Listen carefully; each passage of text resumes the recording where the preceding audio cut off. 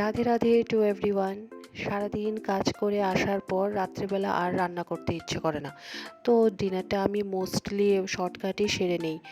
আজকে হাজব্যান্ডও বলছে খিচুড়ি খাবে, তারপর ওয়েদারও একটু ঠান্ডা ঠান্ডা ছিল, বৃষ্টি বৃষ্টি ভাব ছিল, তো তাড়াতাড়ি করে আমি খিচুড়ি প্রিপারেশন নিয়ে নিই। তো এখানে আমি মুগ ডাল একটু ভেজে এখানে দিয়ে দিয়েছি, গোবিন্দভোগের চাল দিয়েছি, বুটের ডাল দিয়েছি একটু স্বাদের জন্য, ভালো লাগে বুটের ডাল দিলে।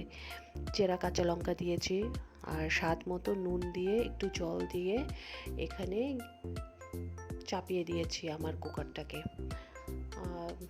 এখানে দিয়ে দিয়েছি মশলার জন্য আমি আদা, গুঁড়ো জিরে গুঁড়ো, তারপর দিয়ে সেটা ধনে গুঁড়ো আর শুকনো লঙ্কা গুঁড়ো, একটু ঝাল ঝাল হলে ভালো লাগে।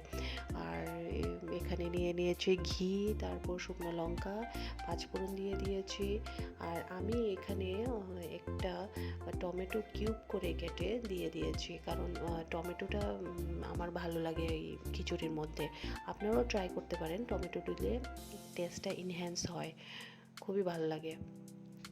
এখানে আমি যে মিক্সচারে আমি করে রেখেছিলাম, মশলাগুলোকে প্রিপারেশন করে রেখেছিলাম, ওগুলোকে দিয়ে কষিয়ে নিই।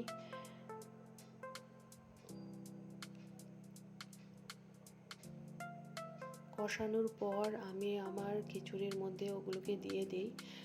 খুবই সুন্দর গন্ধ বেরোচ্ছে, ওয়াও, জিভে জল এসে পড়ছে আমার।